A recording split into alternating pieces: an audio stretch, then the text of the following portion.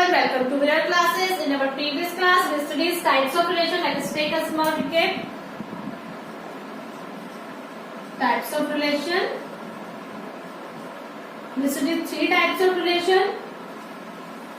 First is reflexive, second is symmetric, and third one is transitive. For reflexive relation, we studied if A comma B belongs to R, then A comma A also belongs to R. For symmetric, if A comma B belongs to R, then B comma A also belongs to R. For transitive, if A comma B belongs to R and B comma C belongs to R, then A comma C also belongs to R. तो अब हम बात करते हैं transitive की। मैंने आपको पहले बोला था कि ट्रांजिटिव रिलेशन थोड़ा सा कॉम्प्लिकेटेड है। इसमें आपको ये बात नोटिस करनी है कि हमारे पास दो पेयर होना कंपलसरी है, A comma B and B comma C, तभी हम ए कॉमा सी को फाइंड आउट करेंगे। अगर आपके पास फॉर एग्जाम्पल 1,1, 2,3 एंड 4,3, तो आप देख रहे हैं अगर मैं 1,1 लेती हूँ तो 1 से स्टार्ट होने वाला सेकंड एलिमेंट मेरे पास नहीं है। अगर मैं 2,3 लेती हूँ तो मेरे पास 3 से स्टार्ट होने वाला कोई दूसरा एलिमेंट नहीं है।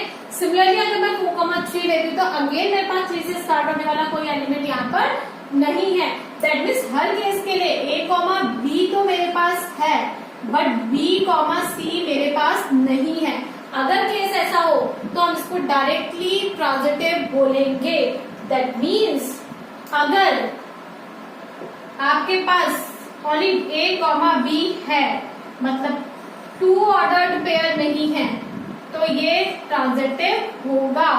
अगर टू ऑर्डर्ड पेयर नहीं है तो ये ट्रांजिटिव होगा। चलिए ये तो बात होगी ट्रांजिटिव की। अब हम आगे बात करते हैं इक्विवेलेंस रिलेशन की। ठीक है, अब हमारा इक्विवेलेंस रिलेशन क्या होता है?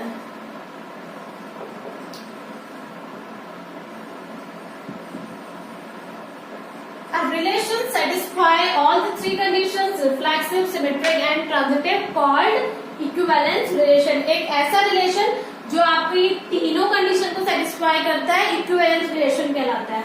अब इक्विवेलेंस रिलेशन के लिए तो आप समझ गए होंगे। सपोज मैं एक रिलेशन लेती हूँ 1,1, 2,1, 1,2, ओके। देन अब मैं इसमें चेक करती हूँ कि रिलेशन इज इक्विवेलेंस और नॉट। तो अगर हम 1,1 फर्स्ट एलिमेंट की बात करते हैं रिफ्लेक्सिव की, reflexive A comma B belongs to R, then A comma A belongs to R, तो इस 1,1 बिलोंग्स टू आर, तो 1 and 1 also belongs to R. If 2,1 belongs to R, is 2,1 belongs to R? 2,1 belongs to R, is 2,2 belongs to R? No. That means this relation is not equivalence relation. आपकी जब तीनों condition satisfy होगी तभी आप इसको equivalence relation बोलेंगे, otherwise आप इसको इक्विवेलेंस रिलेशन नहीं बोलेंगे। क्लियर है? नाउ अब एक क्वेश्चन आता है, इस identity relation is equivalence relation? इस identity relation is an equivalence relation। क्या आइडेंटिटी रिलेशन को हम इक्विवेलेंस रिलेशन कह सकते हैं? तो इसके लिए देखो थोड़ा सा सोचो, बहुत इजी है। 1,1, 2,2, 3,3 एंड 4,4। सपोज हमने एक रिलेशन ले लिया। अब अगर मैं इसमें रिफ्लेक्सिव चेक करती हूँ तो देखो 1,1 belongs to R, then 1,1 belongs to R, क्योंकि हमें ए कॉमा ए करना होता है। Similarly A comma B, that means 2,2 belongs to R, then 2,2 also belongs to R. Similarly for 3 and 4, तो रिफ्लेक्सिव तो ये प्रूव हो रहा है। ठीक है, तो ये रिफ्लेक्सिव है। देन हम बात करते हैं सिमेट्रिक की। A comma belongs to R तो B comma A belongs to R. तो देखो 1,1 बिलोंग्स टू आर, आप कन्वर्स करें अगेन 1,1, सिमिलरली 2,2 का कन्वर्स 2,2 एंड 3,3 का अगेन 3,3 और 4,4 का again 4,4। That means this relation is also symmetric relation. अब हम बात करते हैं ट्रांजिटिव रिलेशन की। The case of transitive relation, if 1,1 belongs to R, तो सेकंड एलिमेंट मुझे कैसे चाहिए? सेकंड पेयर जो 1 से स्टार्ट हो। यहाँ पर कोई ऐसा पेयर है जिस 1 से स्टार्ट हो रहा है? नो। तो दैट मीन्स इस सिंगल एलिमेंट के लिए मैं ट्रांजिटिव डायरेक्टली बोलूंगी yes this element is transitive. Then 2,2 के लिए चेक करते हैं, अगेन कोई पेयर ऐसा नहीं है जो 2 से स्टार्ट हो रहा। 3,3 के लिए मैं चेक करती हूँ, अगेन कोई पेयर मेरे पास ऐसा नहीं है जो 3 से स्टार्ट हो रहा है। अगेन 4,4 के लिए कोई ऐसा पेयर नहीं है जो 4 से स्टार्ट हो रहा हो। That means this is a transitive relation. तो हेंस हम ये बोल सकते हैं कि identity relation is also called equivalence relation. हम आइडेंटिटी रिलेशन को इक्विवेलेंस रिलेशन भी कह सकते हैं। ठीक है, अब हम बात करते हैं सिंपल सा, आप 11th क्लास से पढ़ चुके हो डोमेन कोडोमेन, क्योंकि अभी हमें रिलेशन अभी हमारा कंप्लीट हो गया। अब हमें क्या पढ़ना है, फंक्शंस पढ़ने हैं। क्लियर। नाउ मैं बात करती हूँ, सपोज मेरे पास एक सेट है 1, 5, 3, 7 ओके, एंड मेरे पास एक बी है 2, 4, 6, 8। अब हम इसको मैपिंग करते हैं 1, 5, 3, 7 देन 2, 4, 6, 8। क्लियर। अब मैपिंग के लिए suppose we have a relation A to B are such that A is greater than B, where A belongs to capital A and B belongs to capital B। तो ये जो हमारी set builder form, और हमें अब किस में लिखना है, रोस्टर फॉर्म में लिखना है। तो रोस्टर फॉर्म में लिखने के लिए चलो ऑर्डर पेयर बनाते हैं 1 by 1। A दैट मीन्स 1 किसी नंबर से ग्रेटर है, लो 5 के लिए बनाते हैं, 5 के लिए greater number, 5 is greater than 2 and 5 is greater than 4 also. For 3 is only greater than 2. For 7 also, 7, 2, 7, 4, 7, 6। तो ये आपको ऑर्डर पेयर मिल गया। क्लियर। तो ये आपका क्या हो गया, सेट बिल्डर फॉर्म। अब मुझे मैपिंग करनी है 5 की मैपिंग 2 से, देन 5, 4, then 3, 2, 7, 2, 7, 4, 7, 6। तो ये तो हमारी मैपिंग होगी। अब अगर मैं देखूं, अगर मैं बात करती हूं डोमेन की, तो डोमेन में जो मेरे फर्स्ट एलिमेंट है उसके सारे फर्स्ट सेट के जितने भी एलिमेंट्स हैं वो किसमें आ जाएंगे, डोमेन में आ जाएंगे। That means 1, 5, 3, 7। ठीक है। अगर मैं बात करूं कोडोमेन की, तो कोडोमेन में हमारे सारे एलिमेंट आएंगे सेट ऑफ बी 2, 4, 6, 8। तो ये पूरा क्या हो जाएगा हमारा कोडोमेन। अगर अब मैं बात करूं रेंज की, तो रेंज में हमारे सिर्फ वही एलिमेंट आएंगे जो मैप हुए हैं। दैट मीन्स 2, 4, 6, 8 मैप किसी से भी नहीं हुआ है, तो इसलिए हमारे पास रेंज में कितने एलिमेंट होंगे, ओनली 3 एलिमेंट, 2, 4 एंड 6 एलिमेंट हमारे किसमें होंगे, रेंज में होंगे। अब अगर आपको डोमेन, रेंज एंड कोडोमेन समझ में आ गया है, तो हम एक छोटी सी बात करते हैं फंक्शंस की। ठीक है। अब देखो हमारा फंक्शंस क्या होता है, सिंपल सी चीज है, एक सिंपल सा एग्जांपल है, आपने जनरली सुना भी होगा। सपोज हमने लिए कुछ फ्रूट्स, ठीक है, अब इसको डाल दिया जूसर में, तो हमें क्या मिलेगा, जूस आउटकम। ठीक है। यानी कि अगर हम कुछ इनपुट देते हैं और वो ऑपरेट होके हमें आउटपुट देता है, कोई भी मशीन कह लो आप, कोई भी ऑपरेशन कह लो, ऑपरेट होकर अगर हमें आउटपुट मिलता है तो हम इसको क्या बोलते हैं, फंक्शन बोलते हैं। जैसे फॉर एग्जाम्पल अगर मैं आपको बोलती हूँ, सपोज ये कोई रिलेशन है और मैं इसको इनपुट देती हूँ कुछ नंबर्स, और रिलेशन है रूट एक्स, यानी कि मैं कितने नंबर्स ऐसे दे सकती हूँ जिसमें मुझे स्क्वायर रूट फाइंड आउट हो सके। यहाँ पर हम बात सिर्फ रियल नंबर्स की करेंगे, अभी इमेजिनरी नंबर्स की बात नहीं कर रहे हैं। तो अगर मैं 0 देती हूँ मैंने 0 दिया तो स्क्वायर रूट ऑफ 0 इज 0। अगर मैं 1 दूंगी square root of 1 is 1, square root 2, देखो रूट 2 भी यहाँ पर क्या है, रियल नंबर है, ठीक है, ये इरेशनल है बट है क्या, रियल नंबर है।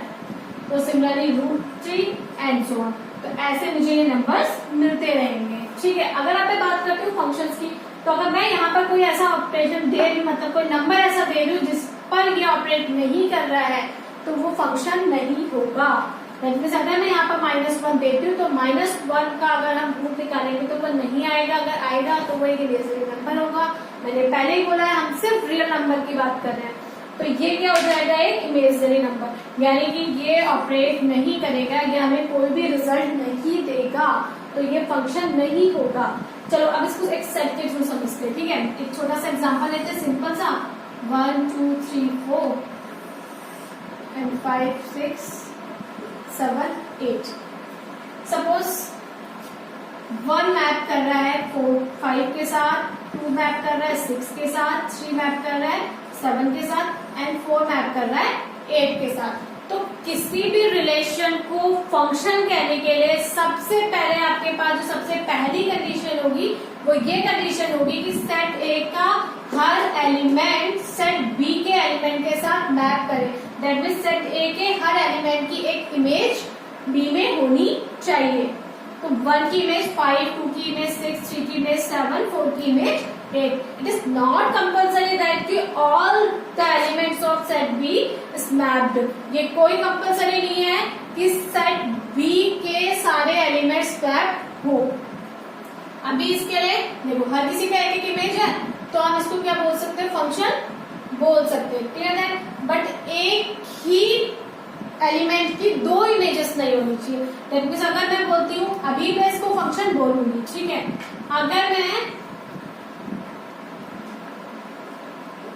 2 का इमेज पॉइंट 6 भी बोलती हूँ, 2 का इमेज पॉइंट 7 भी बोलती हूँ, 2 का इमेज पॉइंट 6 भी बोला है, 2 का इमेज पॉइंट 7 भी बोला है, तो एक एलिमेंट की 2 इमेजेस पॉसिबल नहीं है। अगर एक ही एलिमेंट की 2 इमेजेस है, दैट मींस हम उसे फंक्शन नहीं बोलेंगे, उस केस में ये फंक्शन नहीं होगा। It is clear that. अब हम एक एग्जांपल लेते हैं, अनदर एग्जांपल लेते हैं। सपोज हम एक मैपिंग करते हैं 1 2 3 4 5 6 7। अब देखो मैंने 1 की मैपिंग 4 से करी है, 2 की मैपिंग 5 से करी है एंड 3 की मैपिंग 5 से करी है। तो फंक्शंस कहने के लिए फर्स्ट केस मैंने आपको बताया था कि सेट ए के हर एलिमेंट का एक इमेज पॉइंट सेट बी में होना चाहिए। तो 1 का इमेज पॉइंट 4 है, 2 का इमेज पॉइंट 5 है, 3 का इमेज पॉइंट 5 है। अब देखो हर एक एलिमेंट के अपने अपने इमेज पॉइंट है, ठीक है, तो इसको हम फंक्शन कह सकते हैं, ठीक है, इसको फंक्शन कह सकते हैं। अगर एक एलिमेंट के 2 इमेज पॉइंट होते हैं, सपोज अगर 1 का 4 भी होता, 1 का 6 भी होता, तब हम इसे फंक्शन नहीं कहते हैं। अब सबके अपने अपने इंडिविजुअल एक एक इमेज पॉइंट है, तो हम इसे फंक्शन कहेंगे। 2 एलिमेंट का एक ही इमेज हो सकता है, ठीक है, बट एक एलिमेंट के 2 इमेजेस नहीं हो सकते हैं। Is clear that. तो ये तो आपका हुआ फंक्शंस। अब मैं बात करूंगी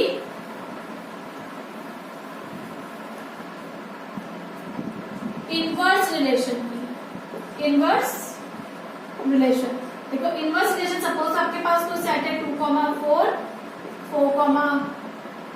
2 3, 4 6, 8, ठीक है।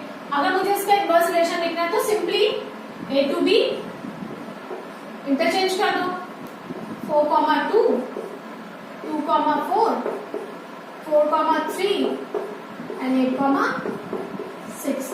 तो ये आपका आर इनवर्स हो जाएगा और देन ये आर हो जाएगा, ठीक है। अब